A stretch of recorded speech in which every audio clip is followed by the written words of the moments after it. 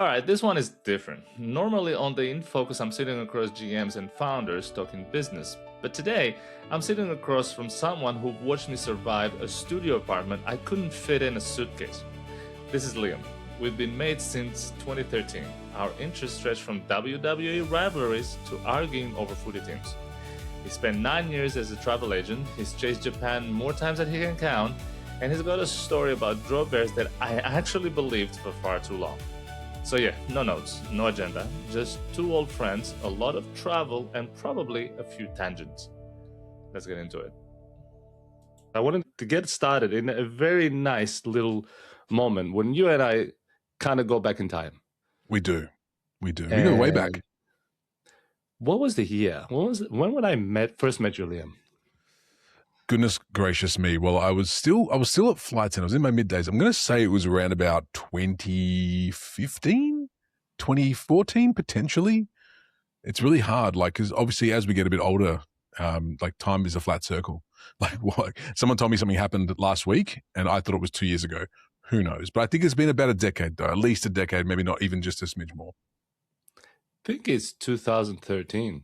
Yeah, I mean, it sounds about right. It sounds about right when you walked into my life all the way back then in that little tiny North Fremantle apartment.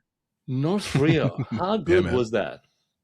It was fantastic. It was fantastic. I mean, I'm really glad that you came into my life at that point because I desperately needed a friend.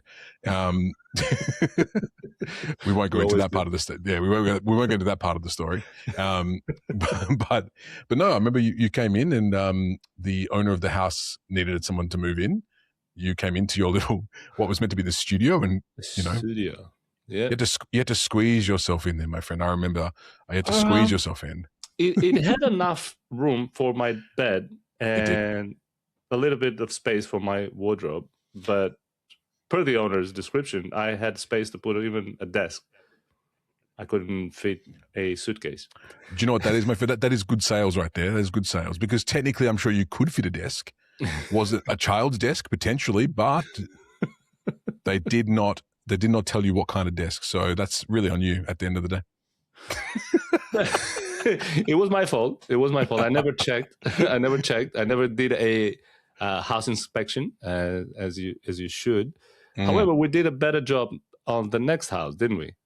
We did a much better job on the next house, and that in itself was a story about how that whole kerfuffle came about. But when it was just us two, man, it was much better. We got to have, I think a bit more time to learn more about each other. Because I mean, when you first came in, were you fresh into the country at that stage? I was. Well, funny story. I was baptized West Coast Eagles, and I'm going to get that in a little bit into that. Of course you are. The second day, and I know you're going to hate that because obviously, What, you can't tell the little Frio thing I've got in my bed over here? What? That's fine. It's fine, man. It's okay. Look, I'm going to give it to you. You're doing very well this year, but it's too early. I think that you're peaking too soon. I'm not sure you guys are going to be fit to get the premier. I don't know. Look, this is just an aside, a little quick footy aside, because I'm sure we'll come back to it later on. But as a Freo fan, you're hardened. You're ready to expect the worst, and if the best happens, that is a bonus. That is a bonus. And I think that's a good life mantra in general, to be honest with you. It is. And for the listeners, yes, this is Australian rules football. We know that we have the FIFA, we have the soccer or football for the rest of the world. Mm-hmm. And then you have the American football. But this is the Australian rules football. And it's known as footy. Now, me and Liam are on opposite teams in the same state, WA, Western Australia. However, the story begins on the second day that I arrived when I was invited to go and watch a game of West Coast Eagles versus Collingwood.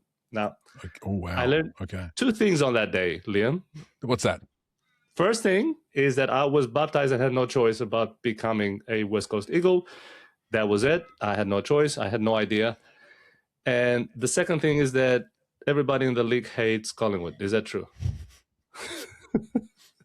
Look, yes, but you can't.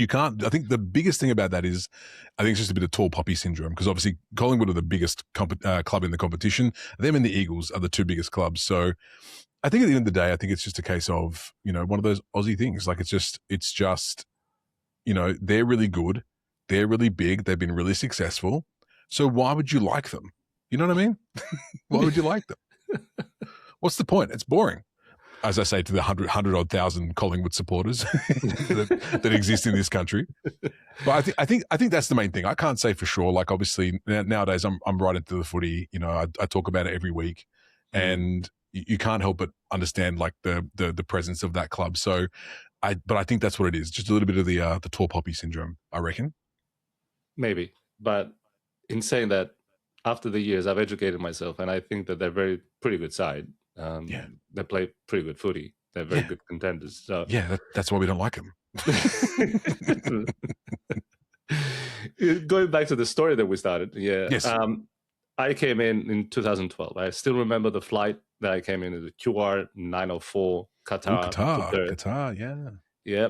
And I know you know your codes because your background involves travel, and we're gonna have a little chat about that. Yes. If we get there, man, because it's like you know what our chats are like. We're going to go on tangents all day. This is not going to be a regular V-pod. Nah. I don't even know what to call you, man. What do I call you? Do I call you Vagelis? Like I know. Do I call you Evan? Do I call you V? What's going on? All of those names are mine. You know me as V, right? The professional people will call me as Evan. The people from Greece will call me Vagelis. Mm-hmm. For those of you who are listening to this, I don't have an identity crisis. I'm definitely not Jason Bourne with different passports, different traveling. Although I do. That's what Jason Bourne would say, man. Yeah. I'm onto you. But long story short, I landed in Australia after a short stint that I did in Doha in Qatar, and that's how I met Liam through a friend of mine that I was looking for a place to stay. And then one thing led to another, and we become what they call flatmates or... Yeah, we were roomies. We were flatmates. That's absolutely, absolutely. And roomies. Mm-hmm. And I remember every time I would go, because I was working at the Esplanade Hotel in Fremantle, and I would come back from work, maybe it's about 7, 8 o'clock in the afternoon. I remember you sitting down and having that computer. I don't know if you still have that laptop, but you were sitting down and you were watching one of your favorite sports, which was WWE. I was well into it at that time. Well into it, yes. Well into it. And not only that, you got me into that as well. And now we know even the characters and the storylines and everything that involved that word. But what was truly beautiful about that was how the stories were told, and they were getting the engagement of the audience and the buy-in. And this is the thing, man. It's a misunderstood art form. Is the old pro wrestling. I think a lot of the times, I mean, the stigma still remains, right? It's that little like the Hicks in the southern states of America. They're the only ones who like wrestling. It's all fake. Yeah, no shit. Can I swear on this podcast, Evan? Vagelis V. It's no shit. Like we all know what the deal is. Like every fan, you're not going to speak to any fan nowadays who doesn't know what it is. But do you know what? Nowadays, I think it's actually a bit of a cultural bringer togetherer. If that together, not English at all, not even the slightest. But I think nowadays, like it comes to Australia now, you get all walks of life going there: adults, kids, families. People in their 60s, people in their 20s, like across the board. And and I wasn't too sure what your thoughts on it though when we started when you came out and you saw me watching the Rassles, the Graps. What were your thoughts? Were you like, what is this guy watching? What is he, 12 years old? Jeez Louise. Is that what you were thinking? I bet that's what you were thinking. Along those lines. Yeah, of course. Did I make the right choice? This is going to be my roommate. This is where I'm coming into it. But you know what? I got into it. And what I loved about it was the stories, the narratives, and the passion and the way it's being unfolded. And you needed to wait what is going to happen to the story, even though you know that it's, I wouldn't say fake, it's choreographed. It's scripted, it's choreographed, yeah, of course. It's scripted. Yeah. And sure as hell, it hurts. It's not that one of those things that just, and you fall down, right? Yes. Oh. No. You can see bruises and you can see blood and you can see all that. I remember you showing me a couple of matches that I was so unreal. I said, this is definitely not fake. This is not fake. No, like, look, we won't spend too much time on the fakeness of it all, but no, the punches are not meant to hit them. No, the kicks are not meant to hit them. That's completely against the point of the whole thing. Like, yes, they are not out there to actually hurt each other. And if you think that they are, go watch UFC. That's probably more where that demographic has gone now that I was talking about before. It's probably more the UFC because it's actual fighting, right?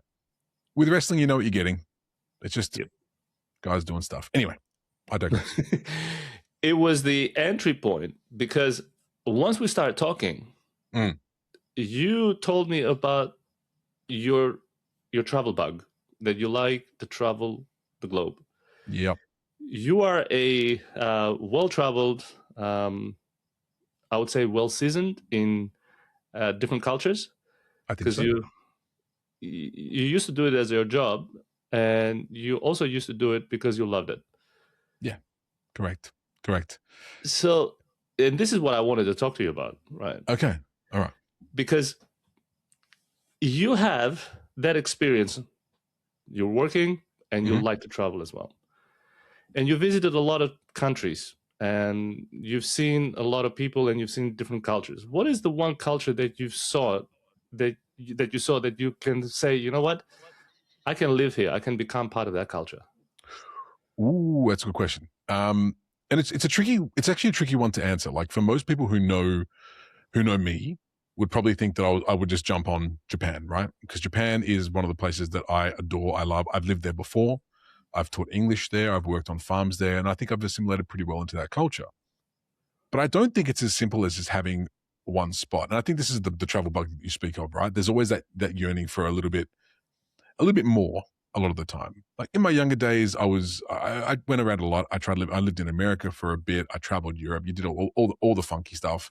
Never did those Kentucky tours. Never did that. I was more of a, get on a bus and see where the bus takes you kind of traveler. Like, that's traveling, right?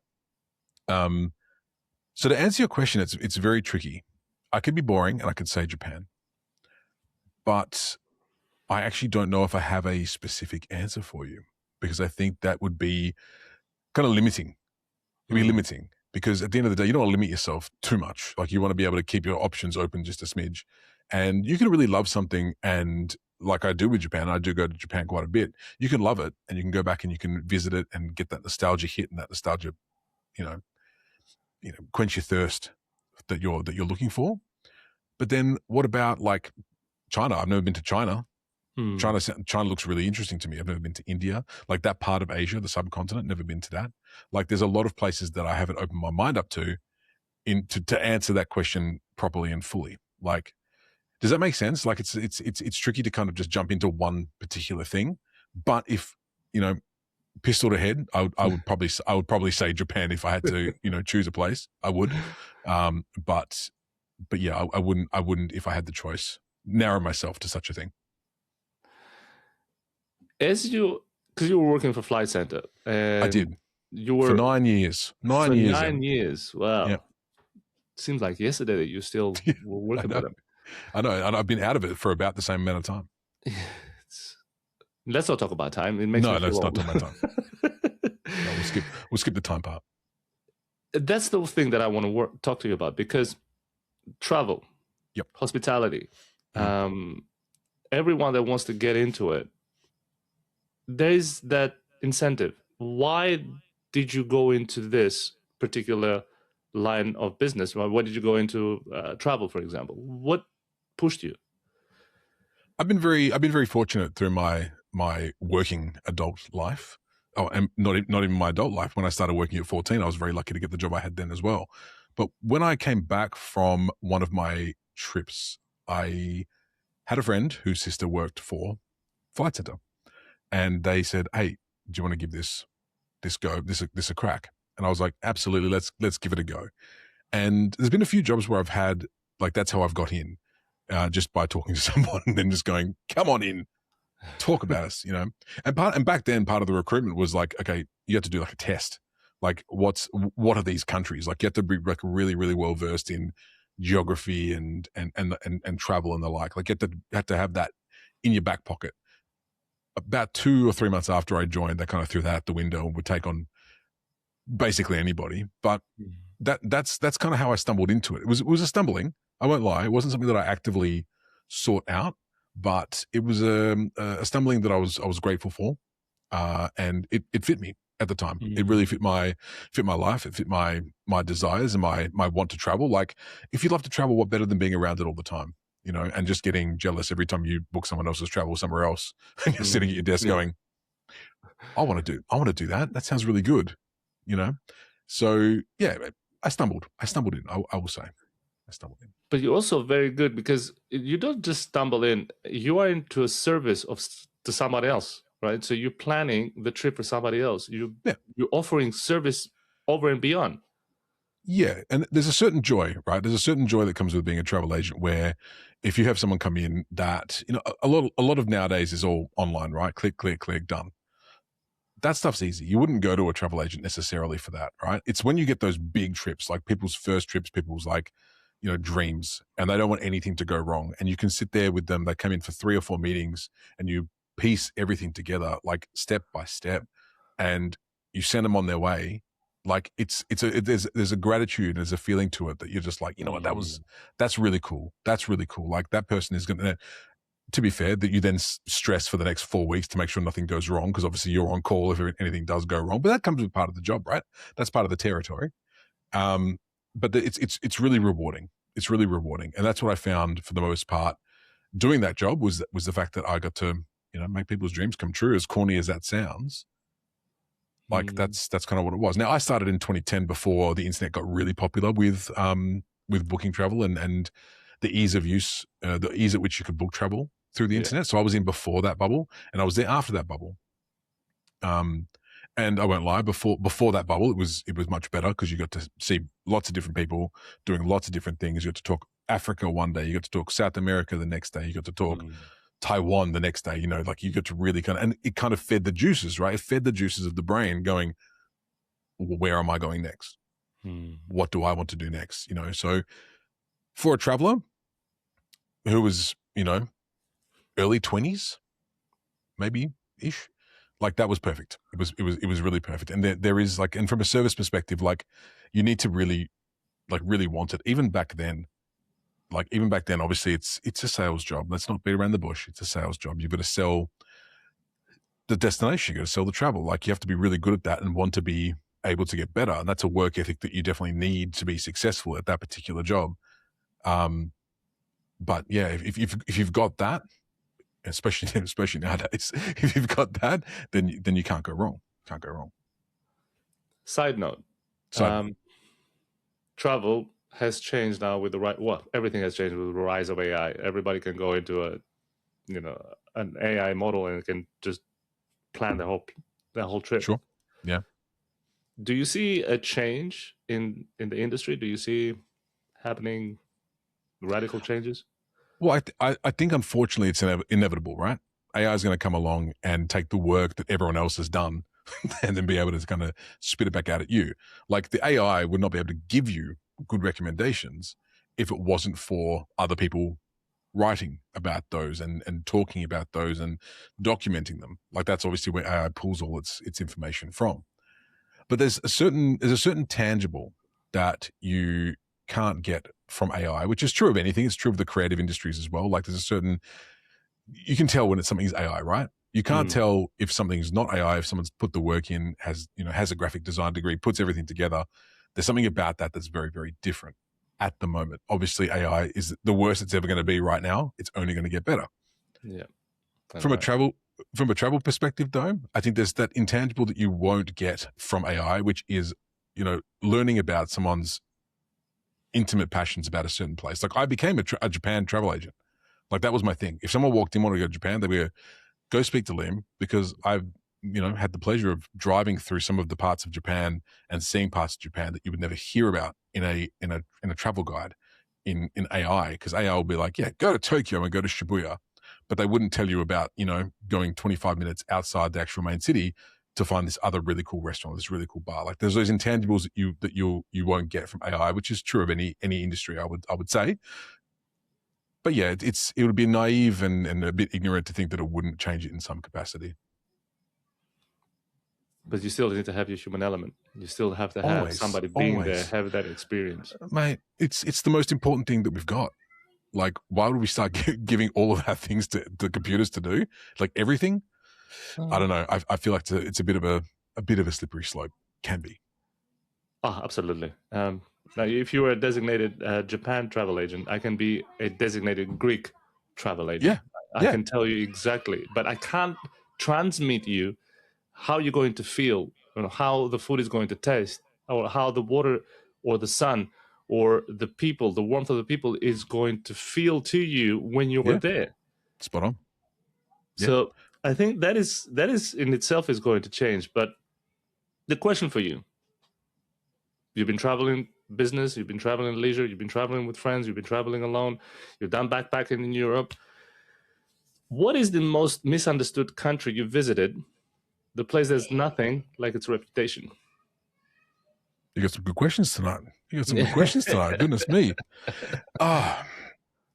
See, this is actually a funny one, I think, because like off the top of my head, like I think what you see is what you get from most places you go. Like I think you're going to have that expectation of a certain thing, right?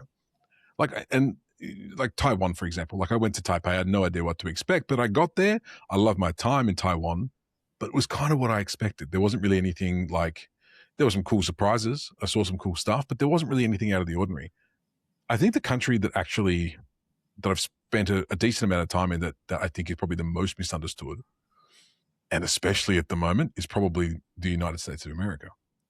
I know it's a funny one because everyone's just like, US, what are you talking about? But I've had the privilege of driving around that entire country. I spent 4 months driving around, United States, spending a few nights in Cody, Wyoming, in the middle of nowhere, spending time in Des Moines, Iowa, which no one ever goes to, all the national parks, all that kind of stuff. Like, there's a certain quality to that country that I think we are so obsessed with from media and so obsessed with from, pop culture, that you're missing out on the actual, I was gonna say the point of that country. That's not the right words, but you get what I mean. Like, it's like what it is about that country that's so amazing, right? Some people like the glitz and glamour of LA, or they might think they like it, and they get there and it's actually just pretty gross. Like, it's pretty gross. It's pretty dirty. It's pretty run down because, it's built its name on that. Disneyland, yeah, it's fine. It's fun. Universal Studios actually is pretty good. You should probably go there if you're thinking about it, for sure.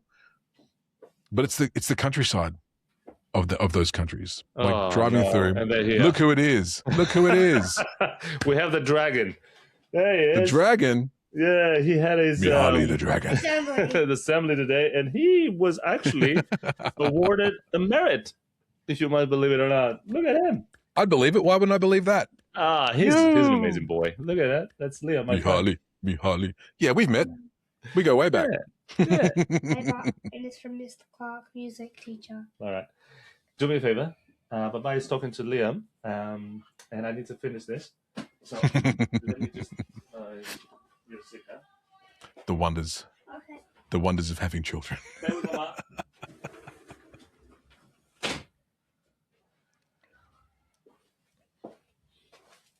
This is the unexpected of having children in the house while you're doing it. Of course, man. And there's no reason why you should cut any of that out, because that's perfect.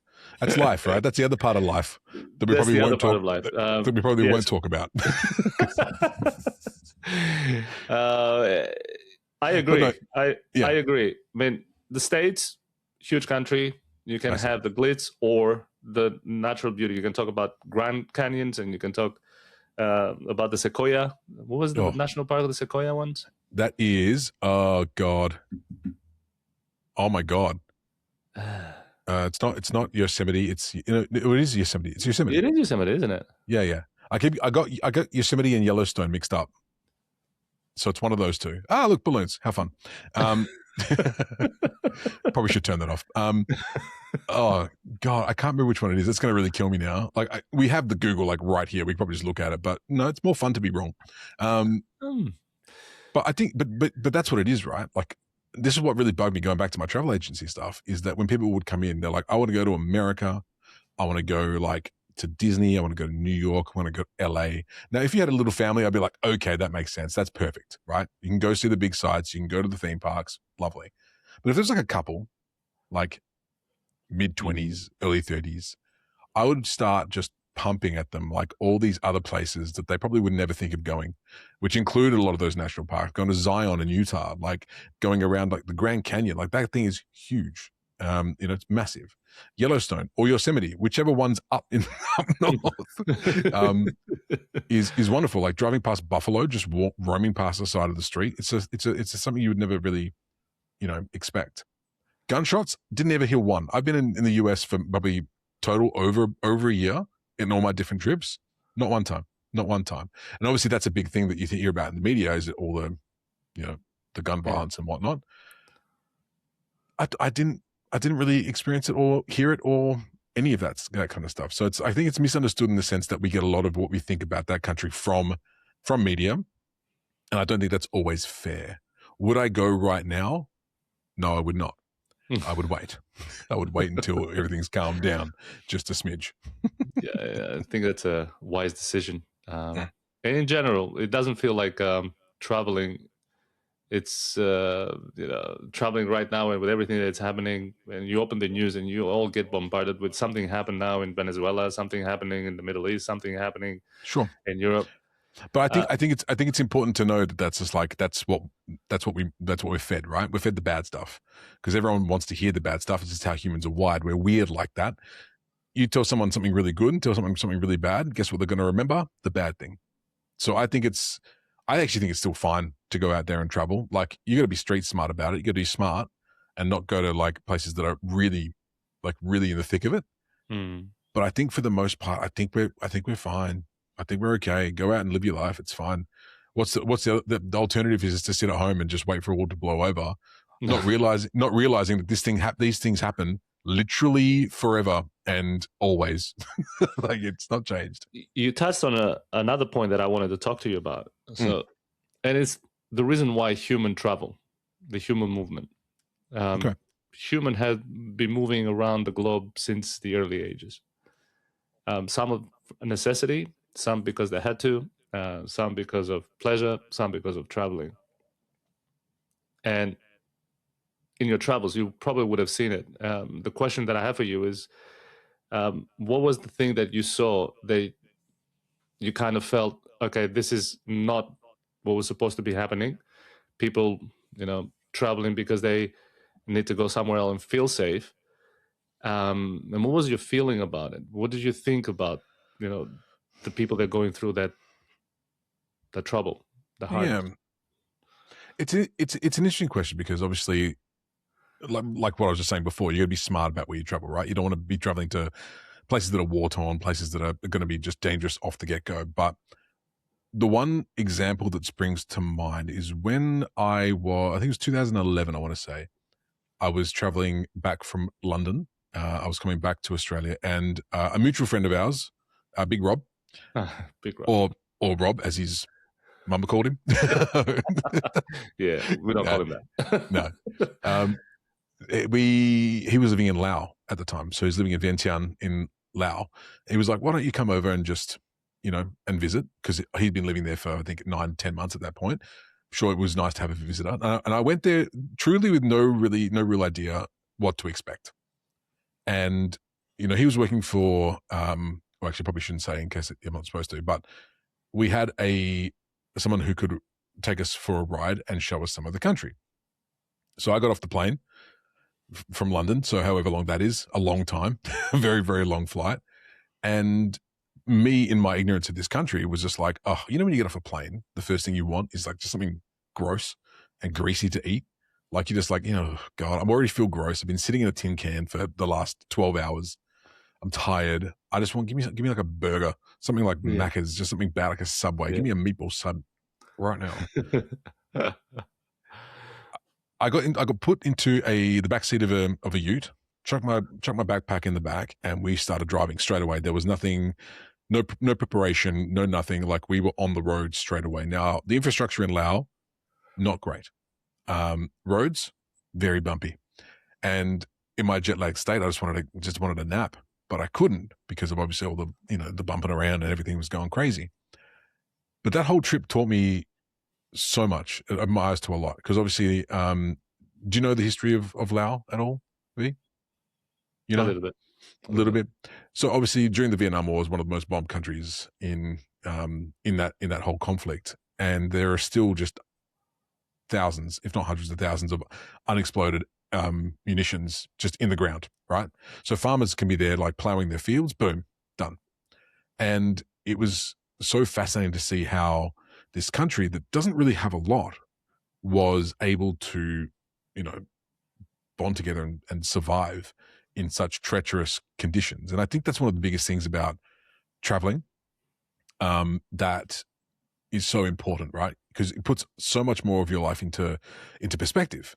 Like, I'm sitting here in my room. You're sitting in your room, relatively safe. We're feeling pretty safe, right?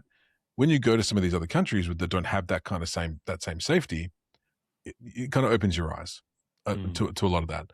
We drove way far south into Laos, into a place called Wat Pu. I think it was before that, and we came into a town, and this town had probably never seen tourists, I'm guessing, ever. And we came past this checkpoint, guys with AK-47s, like just standing there, and I was thinking to myself, "Oh, what have I got myself into? Where are we going? What is going on?" But that little town was probably the most special place in anywhere I've been, because we were standing there by the temple, balmy night, sun setting, just watching, hearing the music play over the temple. Everyone was out living their life, and they were just surviving. That's what they were doing. They were kind of getting along with the conditions that they were given. And we got to have dinner with the I can't remember if it was the mayor or he was someone in their government, and they took us in and they fed us and they gave us, and this was like 20 minutes after we'd been driving past people with AK-47s. But I'm not sure if that answers your question, but it's the one that popped to mind in terms of seeing something that you wouldn't normally see in your regular life, right?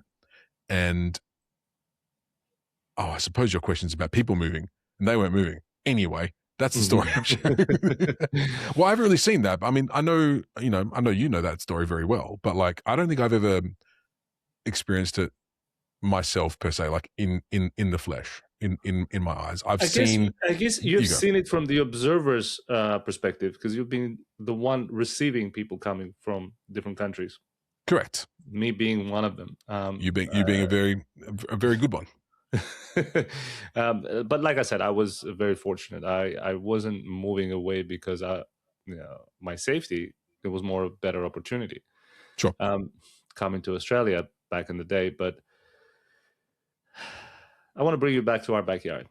If everything else is weird out there in the world, because everybody has a different culture, you go in, you try different food, different atmosphere, different music.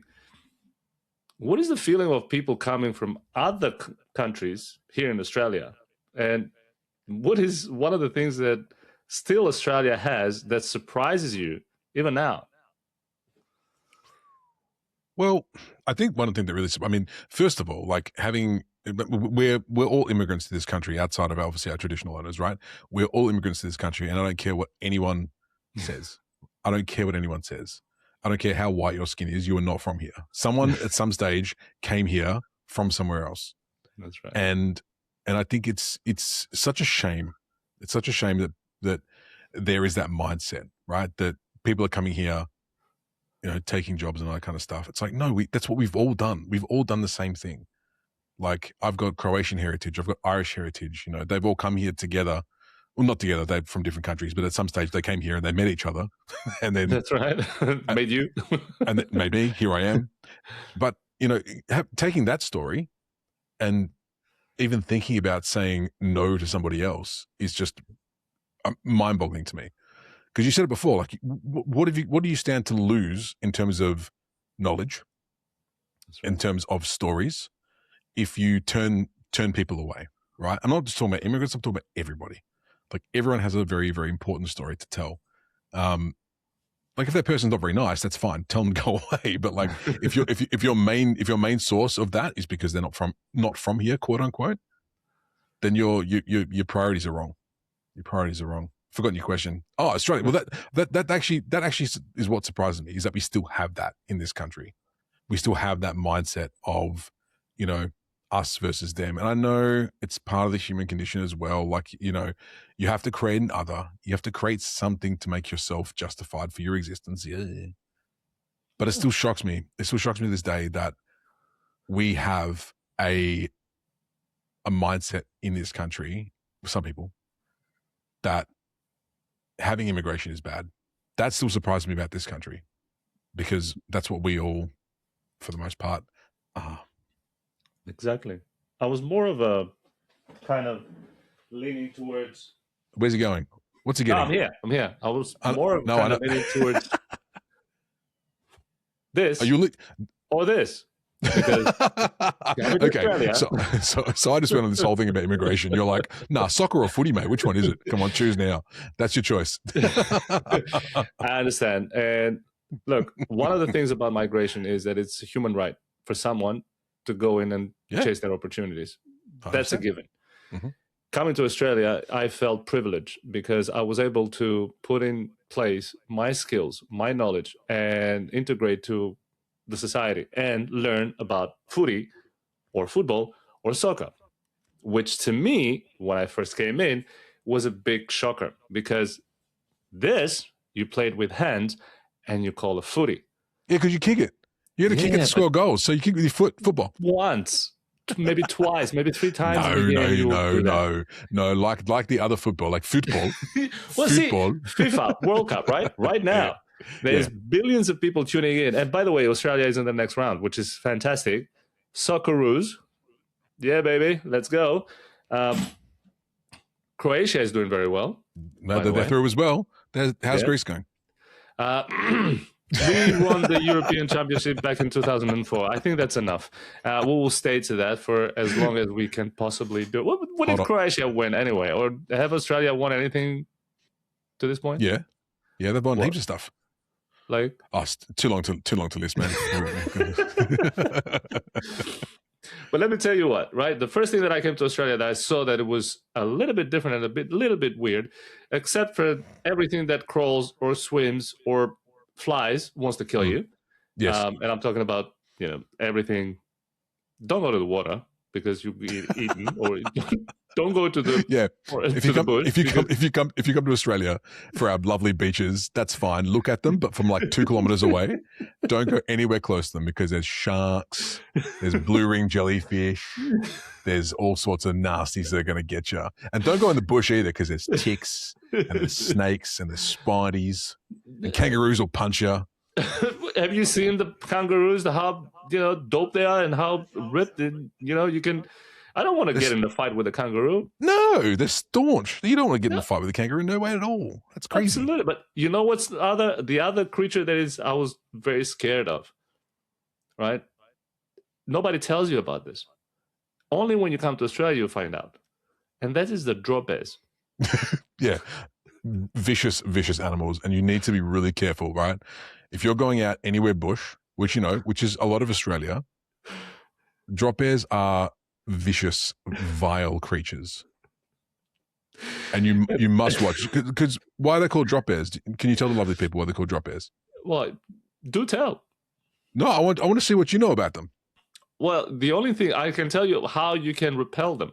Right? You know how you go and swim, and you have the shark repeller, right? Or you go into the bush and you have the what's the head and the things that are just hanging from your head? The corks. The corks? Is it the corks? It's just corks. You smash a few bottles of Shiraz, you put the corks in your hat, and away you go. Off you go. It flies away. But for that creature, the vicious creature, the drawbear creature, the only way that you can get it and repel it is by getting Vegemite and put it behind your ears. Now, is that true? Yes.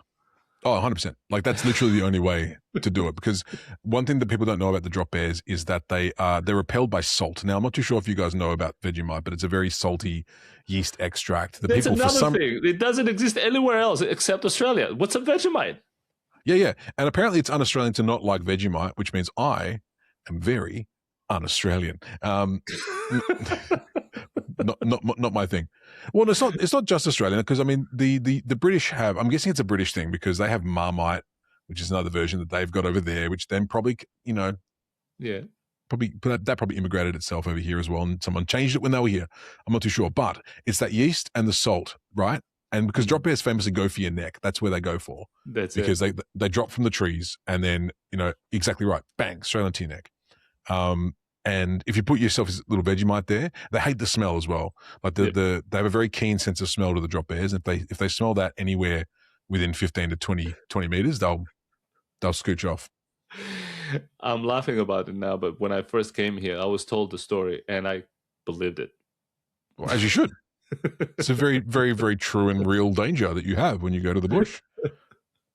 See, that's the larrikin attitude of an Australian, right? They will have I can say that they will take a piss at anyone coming in, but they will do it in a very Australian way, if that makes sense. They will make fun of you, but then you will feel that they're doing it so because they care about you.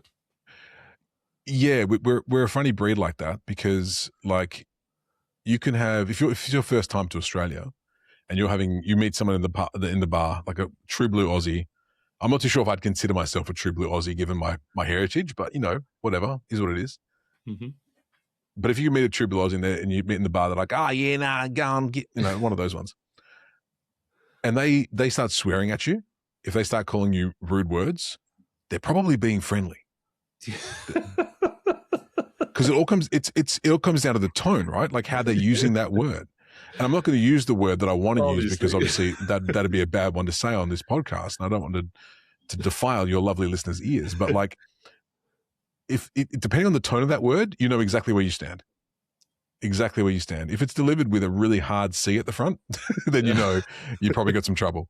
But if it's just like, if it's preceded by, oh, you're a good C word, you're fine. You've done well. That's the weird stuff. There's another thing that Australians do, right? And the more they use those words towards you and the way they're using it, the more they like you. Yeah. But the other thing is, you need to know how to take a joke, right? It's another little part of our thing. Like, and again, this is a really broad understanding of Australians, because like not everyone is the same, obviously. Need I have to say that? But disclaimer, not everybody. Disclaimer. Not everyone in Australia is the same. They all share different opinions and different thoughts. Please do not call everybody the C word. Don't get off the plane and go to immigration and be like, "G'day, don't do that." No, I agree. That was my surprise, because you would think that I would speak English very well. I would articulate. I've been around the world. I've been hospitality all my life.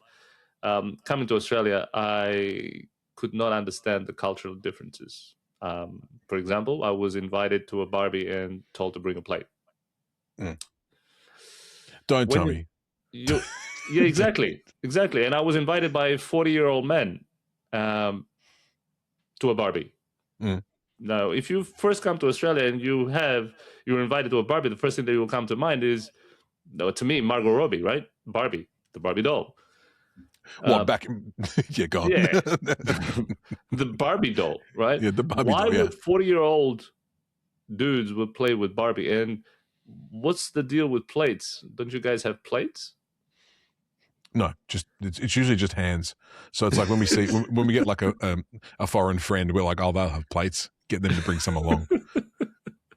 No, because normally if you go to a Barbie, sometimes just a little napkin is just fine. Like you don't need to bring. Yeah, it's fine. It's fine. And then you have a toast bread, and then you have the snack, but always diagonally, never. Yeah. What do you put horizontally across the bread? Are you crazy? I don't know. And you put the onion on top, not under. Well, I mean that's up for debate. I'm happy either way, as long as there's onions. I'm happy. Like I'm not gonna yell at you if you put the onions on top or below. I'm gonna be like, oh, redo that. That's terrible. Nah, take it away. If my onions aren't on the top, I don't want it. But see, that's what I mean. It's the laid back nature of the Australians, the people that live in the country, the people that have been here for quite a while, and you can sense that. Because you go to the parks and you have all these barbecues lying around. People coming together. They enjoy the time together. The weather is fantastic. During the summer nights, or even spring times is amazing. Oh, spring's the best. I love spring. So you have that.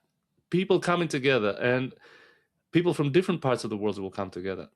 I was working at the hotel, and I used to have people coming from backpackers. They used to work for me in the banquets, and you would see different culture coming in: Spain, Brazil, Portugal, all these different people, and you can see them mingling in an Australian environment, and that was a beautiful thing to see.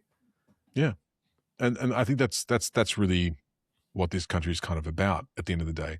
And going back to what I was saying before, in the sense that I think Australia is really good for that, is because we've got so much history of that. Like there's no right. I mean, this is the thing, and this is not meant to be a stereotype, but I feel like it's one that I can say because it's kind of true.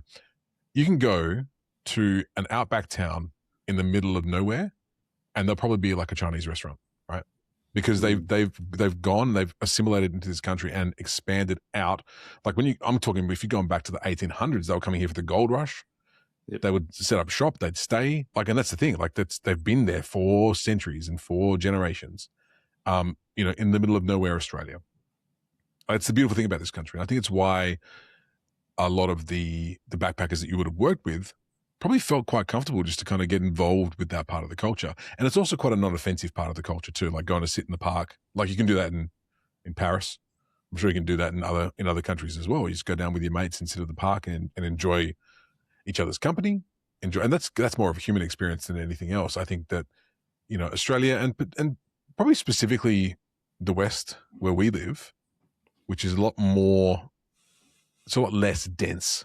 Like your Sydneys and your Melbournes are dense. Like if you go to the park, you're fighting for a spot with 65 other people.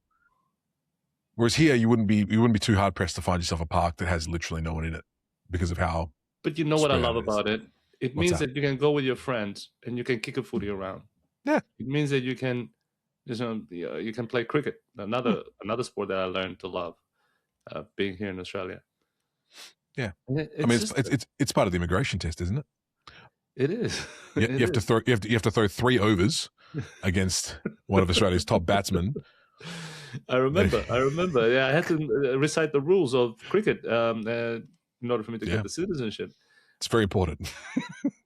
And if you ask me now, do you like cricket? I'd say yes, but not the short version of it, not the 2020.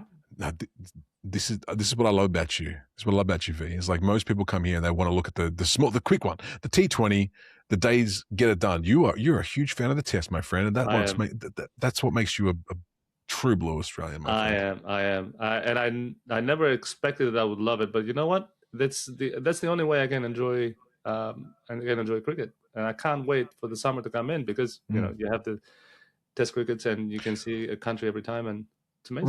Really quickly, what is it about the 5-day game that you love so much, more so than the others? It's very hard to explain to somebody that hasn't seen cricket before. Oh yeah. And I felt 100%. That I was the guy trying to understand why the game goes for 5 days and it can still be a draw. But what I've learned is the strategy, the people. Mm-hmm. I've learned that even the ball, the speed, the way you're going to throw it, the temperature, the pitch, how it's being made, the conditions will play a huge role, and the team that is ahead. I mean, even when you're batting or you're not batting, or even when the pressure, the atmospheric pressure will come down. And all of that will change the game in an instant. And that was, and when you remember last match, right? When in Perth, they were down by 2, and then they went up. Then they won the first set. This is the one where it was like a 3-day test, a 2-day test, because it was disappointing.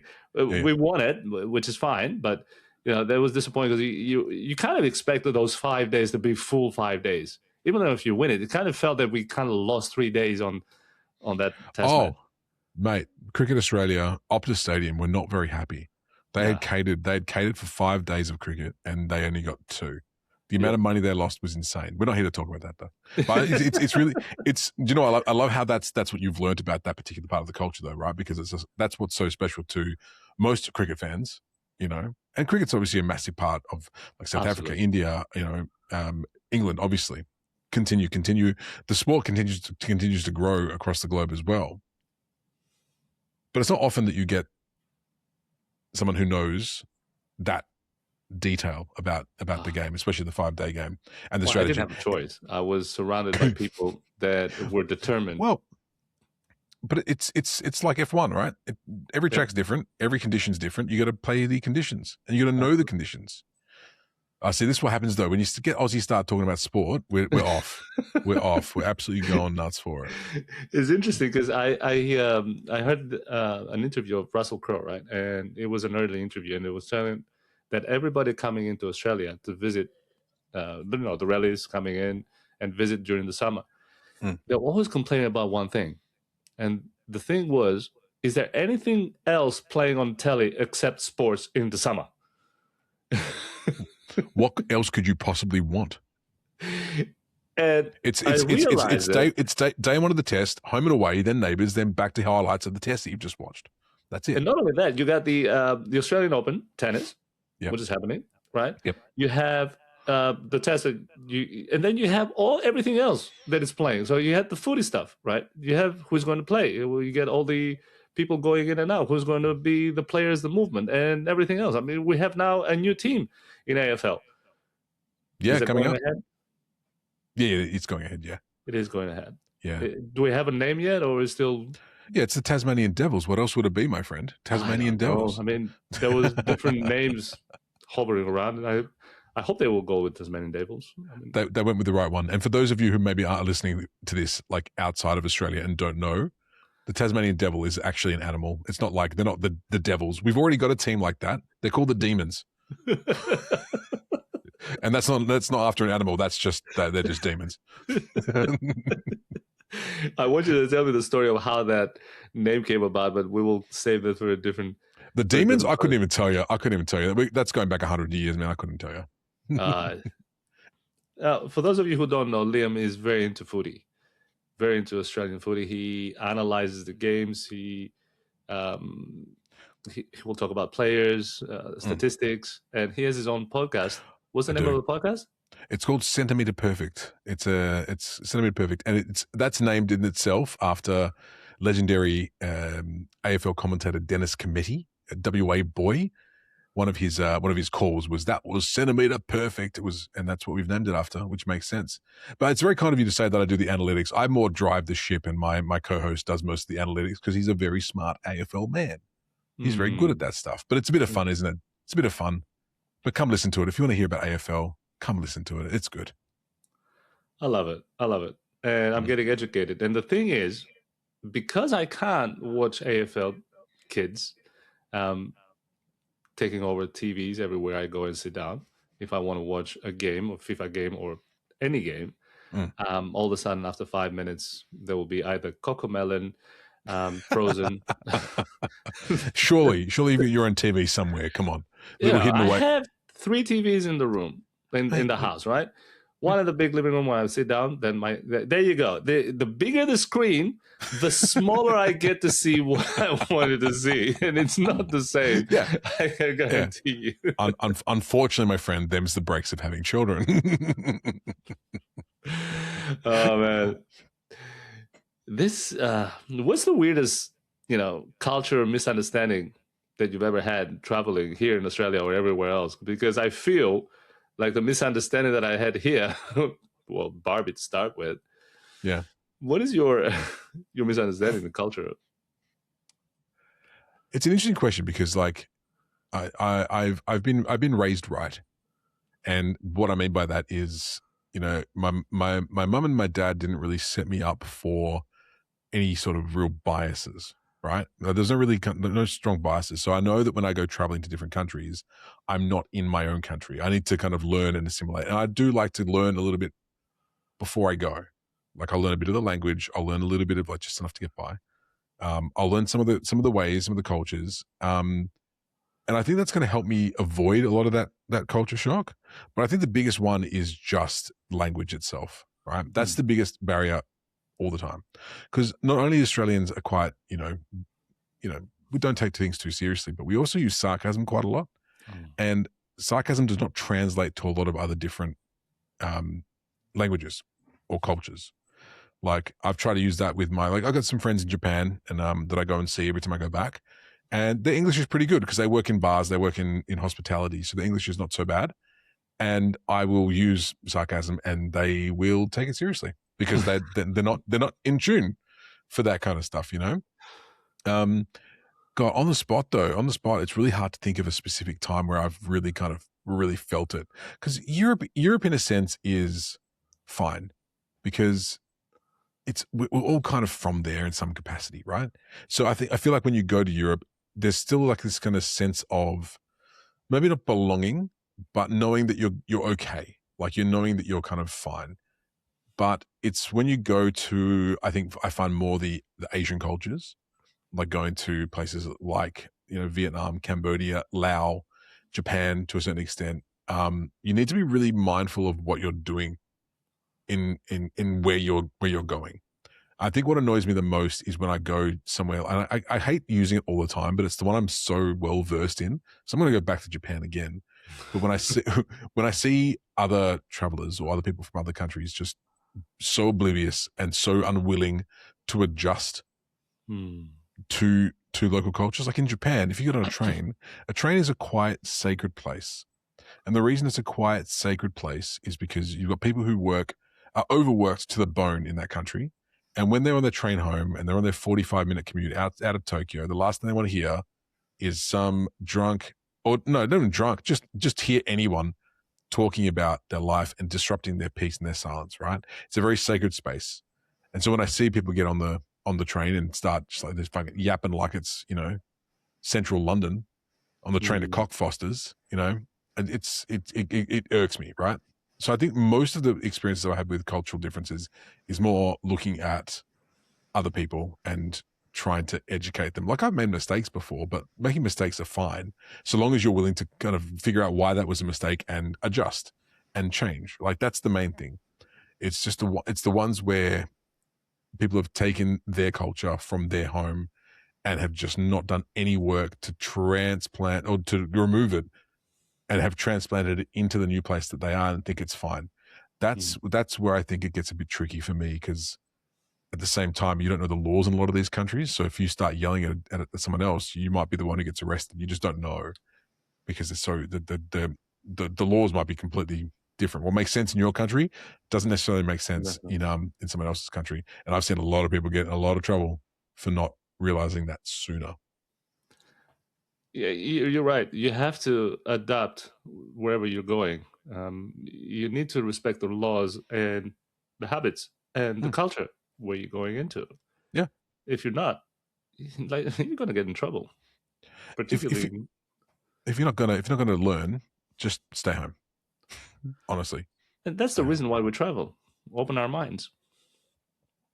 100%. Like, if you're not going to a certain place to experience that place for what that place is and learn about it, then there's literally no point, because you can. I remember, again, I'm sorry. It's like it's all the stories that I have are like mainly Japan, because it's the best place in the world. Made in Japan. Yeah, well, no, not quite. I mean, I've got the I've got the got the ink to show that I might like it a little bit. But I remember this one time. Would have been 2014. I took my brother, and I was very privileged to take my brother on that trip because he doesn't get to travel that much. And I took him, and we were in Osaka, Japan. Now, Osaka is very much like the Melbourne of Japan. If Tokyo is the Sydney, Osaka is the Melbourne. And what I mean by that is Sydney is is a big, beautiful city, but it's very, you know, regimented. It's the business hub. It's very like clean in a way. Whereas Osaka, like Melbourne, is a bit grungy. It's got a bit of edge to it. It's got a bit of like, you know, and you can deep dive the back alleys and the streets until 4 a.m, till the sun is coming up, and you find something new every time you go, right? There were these two lads, bless their hearts. They were from Cairns. Cairns have really good specials from there to Japan. Well, they did at the time anyway, and they were there, and all they were doing every night or every day, they'd sleep during the day, they'd get up, they'd go clubbing, they'd go to sleep, repeat. And I couldn't help but think to myself, like, you could do this at home. Like, you could do this in Cairns probably. Like, why? Like, they're not that different here. Clubs are kind of the same everywhere. That you get charged a lot of money to drink the same booze you can drink for cheaper at a local pub or local bar, and you're dancing to music. It's like, what's, but then again, I've never been much of a clubber, so I'm not too sure if I'm just missing out on something. But yeah, that confused me. Like, you got to go to a place to absorb yourself in it, to take in something. You want to come home with a story. You want to come home with like, well, I went to Taiwan. I didn't stay in Taipei too long. I went around. I took the train out to the Pingxi Railway, and in Pingxi you can go there, and there's a train that runs through the marketplace, kind of like Vietnam. But up there at Pingxi, you can kind of write your dreams and your hopes and your wishes onto a lantern, and then light the lantern and see it float up into the air, surrounded by mountains and little towns and little villages. That's the kind of stuff you got to do, right? That's the kind of stuff you want to go and absorb yourself in. And yeah, I mean, that's just my take on it anyway. That's a human experience that everybody wants to connect with, and that's the reason why we travel. That's why we go to see and feel and experience. And I think, just to kind of come back to the question you asked me about 45 minutes ago, I think that's kind of why we like to move, right? I think we like to move because we need something to change, and whether that's subconsciously or just fully front of your mind, and you need something to change, whether that be for something that is through necessity or just there are expectations set on every culture. There are expectations set on, in a Western culture. It's just like you grow up, and especially for men, I don't want to speak for the ladies, but it's you go to school, you get a good job, you get married, you have kids, you retire, you die. That's the kind of the regimented structure that you've got. I've not really followed that structure. I tried, didn't work out so well. But like it's for me, it was kind of like, well, I think that a lot of people try and use travel, or they use travel as a way to kind of sidestep some of those expectations and relieve the pressure of those expectations. And how you do that is completely up to you. But, it could be a case where you just want to go to somewhere, go to the theme park, go to London, check out London for a bit, go to Birmingham, go to Alton Towers. I think that's in Birmingham. Who knows? Come home. Like, that could be it. But it's something to kind of break up that monotony of the expectation of what we're supposed to be doing. And I think that's why I got the travel bug, because I was kind of just lost for a long time, like trying to work out like what I actually wanted, what I wanted to do. And it was a good escape from that. But at the same time, it taught me so much. It might be hard to picture this because I'm such a talkative gentleman nowadays. But no, why you say that? But when I was a very, very shy young man, very shy, bullied at school, all the classic sob stories. And it wasn't until when I was 18, made the decision to go and do Camp America, right? One of my friends was doing it. She ended up pulling out, but she kind of inspired me to go and do it. And I thought, no, she's not going anymore. That's fine. I'm going to push on with it. I was 18 at the time, about to turn 19. So, but a young man. And I went and worked at a summer camp. And have you heard about summer camps in America? Yep. What do you picture when you think of summer camps in America? Bunch of kids in cabins. Yeah. What else? What about this? Yeah, exactly right. Lake. What else? What else for the scenery? The forest. You've got. This is everything that I've seen in the movies, by the way. Right, and that's what I thought I was going to get. I thought I was going to get like your lakes, your forests, your cabins in the middle of the bush, of the wilderness. Yeah. You can go on hikes with the kids. You can take them go watching for, I don't know, squirrels, whatever they do in America. So I got my placement for the camp, and it was in a place called Edison, New Jersey. Now, for those of you who don't know where Edison, New Jersey is, it's not too far out of their main city of Trenton, right? And while they tried their best to give it the feeling of being in nature and surrounded by bushes, it was dead in the middle of suburbia. Like, I'm talking like in the middle. Like, there was a fence, there was a hole in that fence. If you went through the hole in that fence, there was a massive shopping mall across the road. Like, that's how close we were to suburbia. And we were looking after underprivileged children, like kids who are not in good situations, like parents in jail, abused kids, like not very nice stories. And here was me as this 18-year-old kid. And it's funny looking back on it now, because I was looking after kids who were like 13 which now when you think about it, if I was looking after someone 5 years younger than me, they'd be 35 years old. Oh, thumbs up. Well done. Do you know what I mean? Like the age difference wasn't that big, but I was there and I was in charge of these kids who had so much of their life just destroyed. And they were coming to this camp as an escape. That was their movement. That was them getting out of where they were to try and change their circumstance and their situation. And that's what did it for me. Like after that trip, I realized a lot of things. I realized that I had it pretty good. I was raised right. I was very lucky to have the upbringing that I did, and it put things into perspective. It wasn't a case of, oh, look at me. Look at these kids. They've got nothing. It was more like, oh man, this is the other side of it. This is another story. And when I got home from that trip, things were different. Like I had a really different view on what life was and what life was meant to be. And I think it made me a lot more confident, first of all, but it also allowed me to realize that not everything that we have is in this little pocket of the earth. There's so much to learn and so many stories that are just scattered across this planet that we need to learn, we need to discover, and not through the lens of social media, not through the lens of media in general, because that doesn't tell you the true story. That's what it is about travel. You get to go and actually experience it for yourself and take away those preconceived notions of what you think a place is. Hopefully you go there to a new place and do this and learn. And, you know, it's an escape. It's a change from your normal routine, but it's also a chance to take something back and absorb it into your life and put it out there for the rest of the world to see, you know, what you've seen, so that maybe encourages them to do the same. Man, it's always nice to talk to you. I know, and we thought we'd have problems talking for an hour. Absolutely, we can go on, and it feels like one of those summer nights, spending at the balcony, having conversation till 2:00 in the morning. Well, I'll tell you this for sure. It doesn't feel like a summer night in this room right now. It is the middle of winter, and I'm cold. It is. Another thing for Australia, when it's cold, it's colder inside than it's outside. Yeah, it's true. I don't know. It's weird. It's this weird thing we've got, because we cool the houses for summer, so when it gets to winter, we're just like, oh, it's still cool in here. What's going on? I get that. I was talking to my relatives in Greece. I said, look, it's about 18 degrees, but here I'm wearing my Aggies. I'm wearing, you know, everything. What do you mean? It's 18 degrees. It's not that cold. How do I explain this to you? Yeah. How do I explain that this is very, very cold?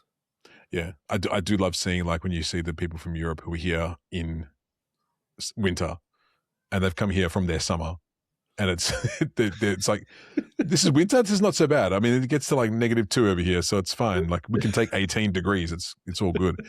Actually, quick aside, because I know we're probably going to wrap it up pretty soon, but quick aside, another one of our mutual friends, the people that we know, Robbo, I remember when he first came to Australia back in 2007. We're going way back.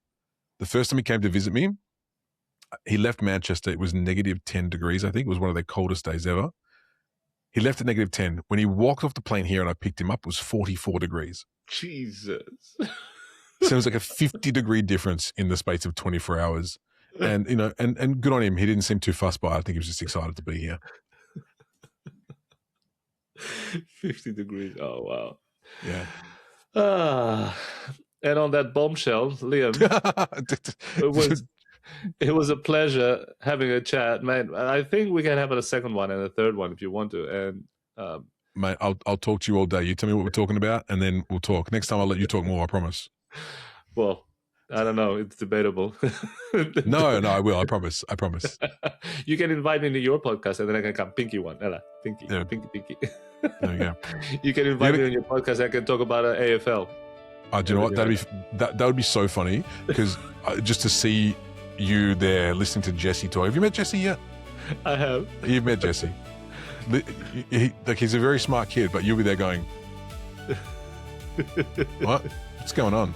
Which is how I feel every time I do the podcast as well. And you know your stuff in the AFL. I cannot imagine. No, he's a savant. He's a good kid. All right, Liam. Nice to talk to you, buddy. And you, my friend. See you next time. Ciao, ciao. Ciao, ciao.